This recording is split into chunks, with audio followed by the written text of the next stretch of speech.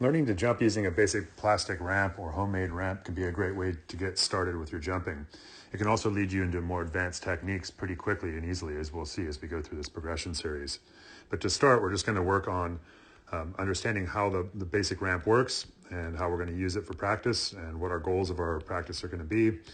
And then from there, we'll take a look at how we can move these techniques into jumping over gaps and then even starting to get some movement in the air. So with this, in this little series here, it's going to be just about creating basic jumping using a plastic ramp. So the first thing to know is that you definitely want to be able to preload for a ramp like this. This ramp is pretty short. So when I have a ramp this short, I'm going to preload, and I'm going to do that somewhere near where the cones I've set up there are. So essentially what I'm going to be doing here as I come through is I'm going to be holding loading from the moment I get to the cone all the way until the top of the ramp. And I'm going to hold that loading all the way until the rear wheel kicks off the lip of the jump there. So basically I've set this up. I've got my preload cones set out, essentially put my cones out here. So you can see my cones there. Those are set out in a good spot for me to hold preload all the way to the jump ramp.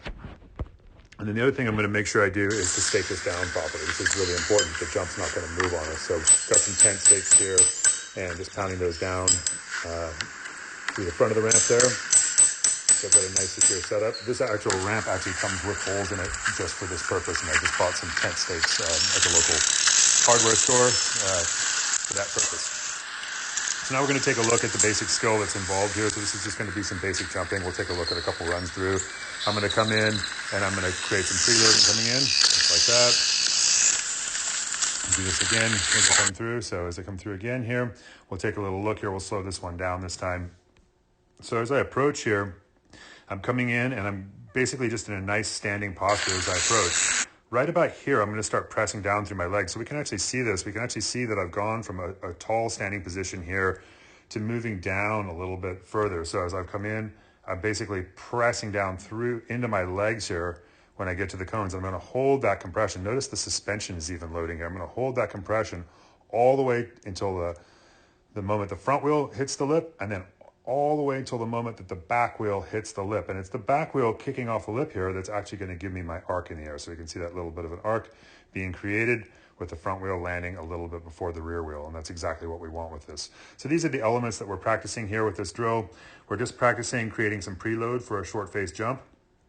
And we're practicing holding compression all the way until the rear wheel contacts the lip, at which point we let the legs up into the body so that the pedals fly up into the feet and we're able to stick to our flat pedals. So this is just a basic jump drill. We're going to take a look from this drill. We're going to kind of expand on this idea and move into jumping over a small gap, and then from there, jumping over a small gap into a turn. So take a look at how we can really progress our trail skills with something super, super simple.